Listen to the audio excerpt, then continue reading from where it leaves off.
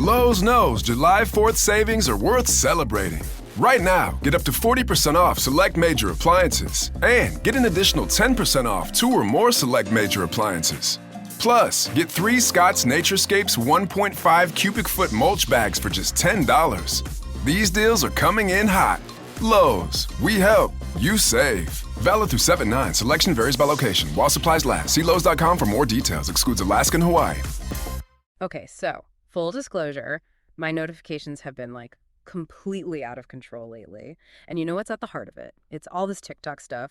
You guys have been sending in searches like crazy. And it seems like everyone is just totally confused about what's going on. I mean, some of you are asking, is TikTok back? While others want to know, when is TikTok getting unbanned? And then there are those really weird ones like, did Meta buy TikTok? It's a lot. Yeah, it could be pretty overwhelming to keep up with, for sure. I think this whole situation really shows how fast things can change in the tech world. And honestly, it's so easy to get caught up in all the rumors and speculation. Seriously. And speaking of rumors, it seems like a lot of your searches are kind of stuck in the past. Yeah. You know, referencing those ban attempts from back in 2020 and 2023 when Trump was in office, which already makes me think that some of the information out there might be, well, a little outdated. Definitely. So maybe we should start with the biggest question. Is TikTok actually banned right now? Well, judging by your searches, it's not so clear-cut. We're seeing a lot of you asking, is it back? Or is it working? Which wouldn't be the case if there was like a clear nationwide ban happening. So it's not as simple as just like an on-off switch. There's more to it than that. Oh, way more complicated. It's almost like trying to solve a puzzle where the pieces constantly change shape. All right, well, that's definitely murky. So what are some possible reasons for all this confusion then? Well, one thing that jumps out is all the different locations mentioned in your searches. We see Canada, the USA, and even some mentions of other countries, which kind of makes me think maybe instead of one global ban, there are a bunch of different restrictions in different places. So maybe TikTok is working in some places but not others, which would explain why some people are having problems while others aren't. Exactly. And then there are all those searches about the App Store. A lot of you are saying you can't download or re-download TikTok. Right. I tell that. And that could be a few things. It could be a glitch on Apple or Google's end. Those happen sometimes. Or it could be that they changed a policy, maybe because of all the talk about TikTok. Interesting. So maybe it's not even TikTok's doing, but the app stores themselves. Yeah, that's possible. But here's where it gets really interesting. What if TikTok is actually pulling the app from some regions on purpose? Like while they're dealing with legal stuff, you know, as a way to kind of get ahead of any potential bans. Whoa, pulling the app themselves? That's a pretty big move. But I guess it makes sense if they're trying to show they're taking things seriously. Speaking of taking things seriously, can we talk about all the VPN searches? It's honestly mind-blowing how many of you are suddenly interested in VPNs. Like everyone became internet security experts overnight. Well, it's understandable that people are looking for ways to get around things if they can't access TikTok directly. And a VPN, you know, a virtual private network, can make it look like you're in a different location, maybe somewhere where TikTok's working fine. So you're tricking the system into thinking you're somewhere else. That's kind of clever. It is, but there's a catch. And this is important. If a ban is put in place by a government, using a VPN to get around it could be against the rules, legally speaking. Oh, wow. So it's not just a harmless trick. There could be real consequences. Absolutely. And I think that's a perfect example of why it's so important to be careful and get good information when you're dealing with stuff like this online. Those quick fixes aren't always the best idea, especially when there might be legal issues involved. Right. Makes sense. Okay, so we've got these regional differences, the App Store mysteries, and everyone going crazy for VPNs. But what about who owns TikTok? Lots of you are asking that. Who owns TikTok now? And there are even some theories that Meta bought it, which seems a little out there. It does. And as far as we know, TikTok is still owned by ByteDance. There haven't been any announcements of a sale or anything like that. So all that talk about Meta is just rumors at this point. So even the basic facts are kind of hard to pin down in this whole situation, huh? Exactly. It's a mix of speculation, old information resurfacing, and real stuff happening all at once. No wonder everyone's a bit confused. Totally. It's like trying to keep up with the news on fast forward. But before we move on, can we at least talk about why there's so much talk about banning TikTok in the first place? What's the big deal?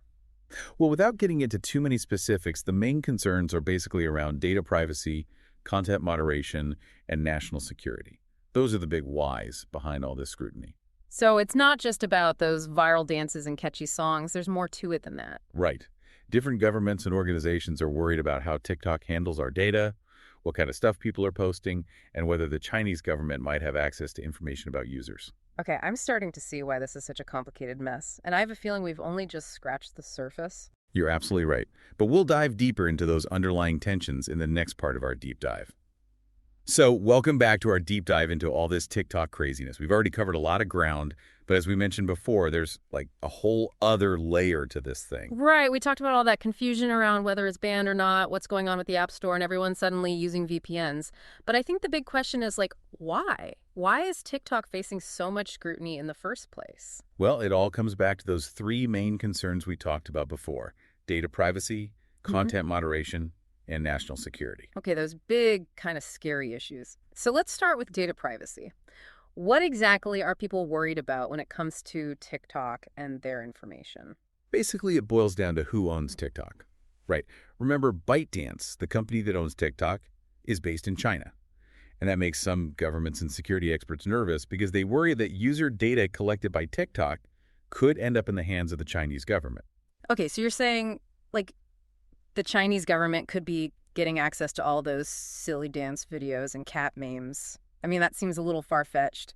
Well, it's not really about the content itself. It's more about the kind of information that can be gathered from user data.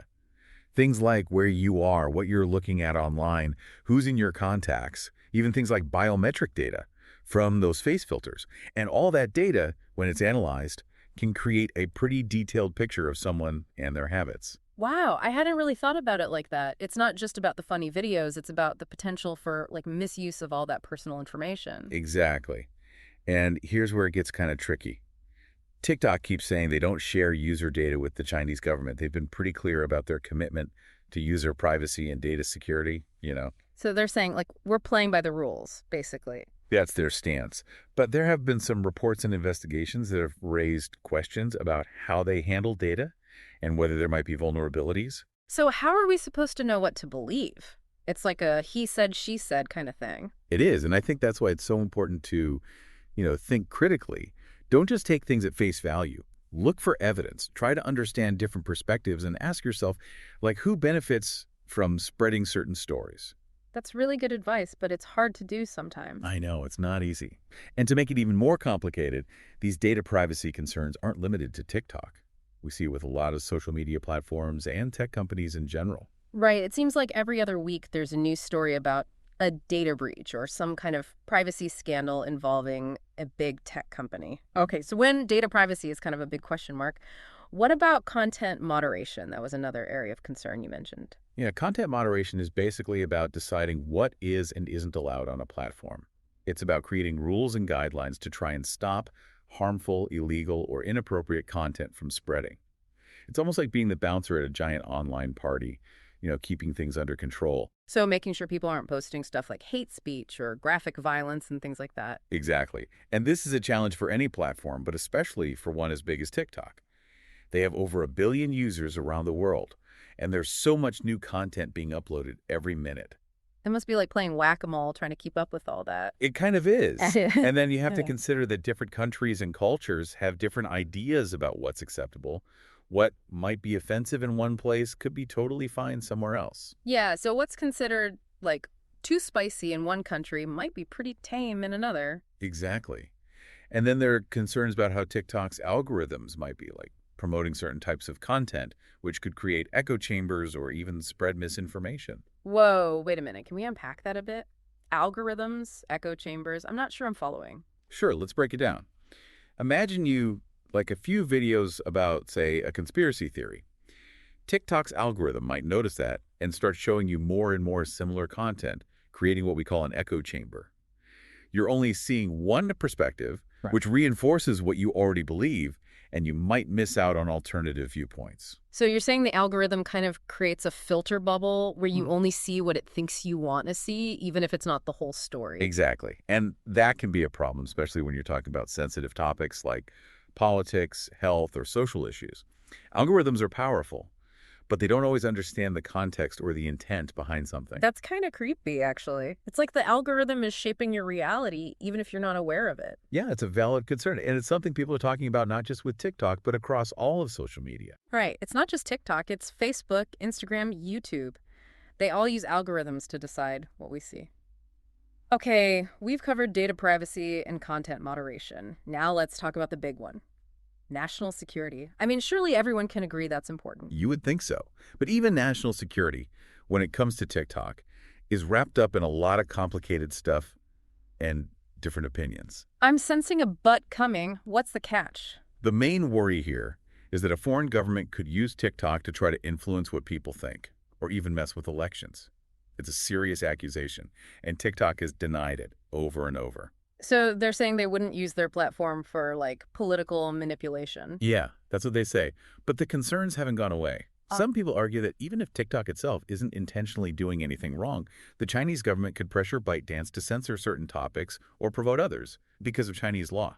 So it's not just about protecting data, it's about protecting, like, democracy itself. Kinda, yeah. It's about making sure that what we see and hear online isn't being manipulated by other countries. And this isn't just a TikTok issue. It's a bigger conversation about the role of technology and social media in global politics, or what we call geopolitics. Whoa, for those of us who aren't political science experts, can you explain what you mean by geopolitics in this context? It basically refers to the relationships and power dynamics between countries. And technology, especially social media, is becoming a bigger and bigger part of those relationships. Countries are fighting for influence, control, and access to data, and platforms like TikTok are right in the middle of it all. So TikTok is just one piece of a much bigger puzzle. Right. And it's important to remember that how countries view these national security concerns depends a lot on their specific relationship with China. Different countries have different levels of trust and different priorities when it comes to security. That makes sense. It's not a one-size-fits-all situation then. Different countries are reacting differently based on how they see the risks. Exactly. Some countries have banned TikTok from government devices, while others have created stricter data security rules just for the app. And then there are some countries where TikTok is pretty much free to operate without much government interference. So it's a mixed bag around the world. It really is. And it's also important to understand that these decisions are being made in a very politically charged environment. There's a lot of posturing, blame games, and even misinformation being spread to try and push certain agendas. You mean there's, like, a lot more going on behind the scenes than we realize? Definitely. And that's another reason why it's so important to be critical of the information we come across. Don't just accept everything as fact, especially when it comes to something as complex as national security. Look for evidence, consider different viewpoints, and always ask yourself who benefits from this story being told this way. You know, that's good advice for life in general. All right, we've talked about data privacy, content moderation, national security. It's a lot to absorb, and honestly, it's kind of scary to think about how much power these social media companies have in our lives.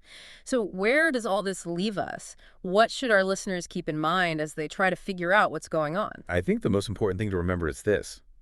With so much information out there and things changing so quickly, it's crucial to be a critical thinker. Like, don't believe everything you read on the internet. Yeah, that's a good rule of thumb. It might sound obvious, but it's true. When it comes to TikTok specifically, focus on official statements from the company, government agencies, and reputable news sources. Don't just rely on random rumors or speculation you see on social media. So fact check, fact check, fact check. Got it. But what about those of us who just want to know if we can still post our dance videos? I get it, but even then, it's important to be thoughtful. Think about your digital footprint. What information are you putting out there? Who can see it? And are you okay with that? These are questions we should be asking ourselves all the time, whether TikTok is banned or not. That's a good point. It's easy to get caught up in the fun of it all and forget about the potential risks. And be careful about those quick fixes or workarounds, like using VPNs, especially if they involve getting around government rules. They could have consequences you didn't think of. Right, like we talked about before, using a VPN to get on TikTok if it's banned where you are could get you in trouble with the law. Exactly. It's always better to be safe than sorry and wait for things to become clearer. So basically, patience is a virtue, especially in the world of tech. Definitely. And things are still developing with TikTok. What we know now might be different tomorrow. So stay informed, keep asking questions, and stay engaged in these conversations about technology, privacy, and our digital future.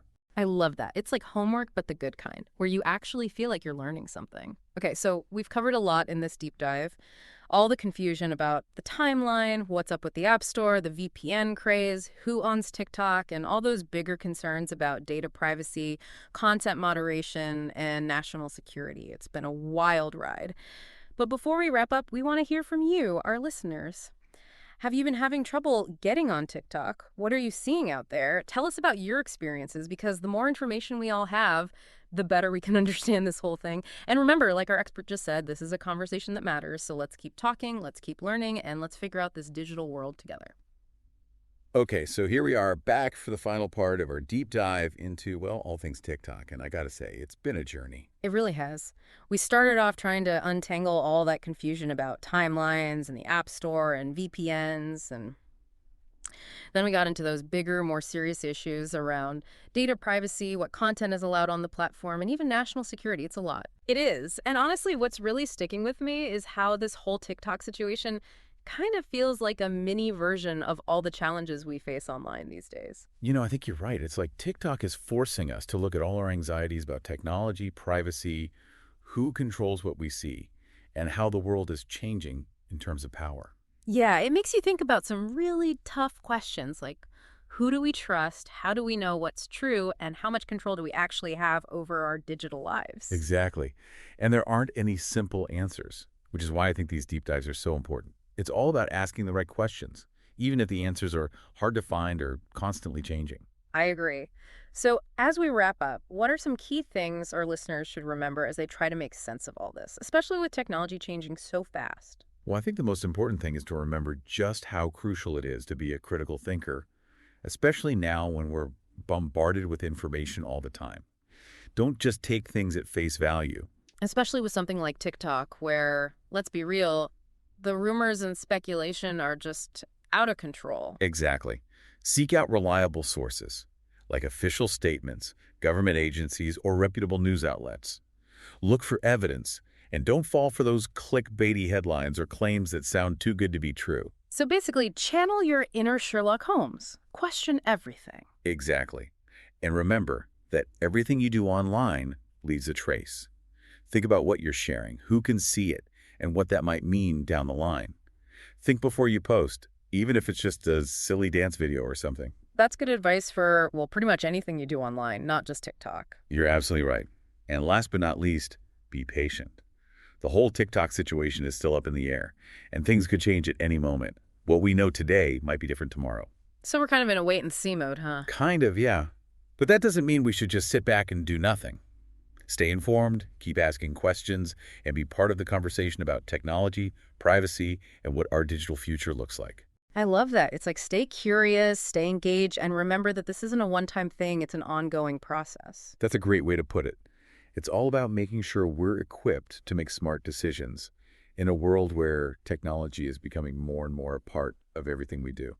Couldn't have said it better myself. Well, I want to thank you, our expert, for taking the time to break all of this down for us. It's been really eye-opening. And to our listeners, thanks for joining us on this deep dive. Remember, stay curious, stay informed, and keep those questions coming. That's all for this episode of The Deep Dive. Until next time, stay safe out there, both online and offline. Today is your lucky day. Today is the day that our $3 website works for you, paying you directly to your PayPal daily. Imagine $3 ongoing continuous payments to your PayPal account. Imagine falling asleep and waking up to $300 in your PayPal account. How would this make you feel? How could this help you? What bills could you pay? What kind of fun could you have?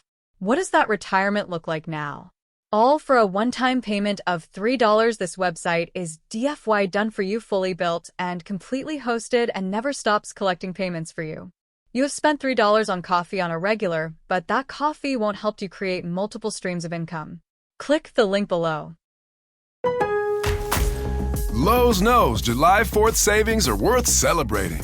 Right now, get up to 40% off select major appliances and get an additional 10% off 2 or more select major appliances. Plus, get 3 Scott's Naturescapes 1.5 cubic foot mulch bags for just $10. These deals are coming in hot.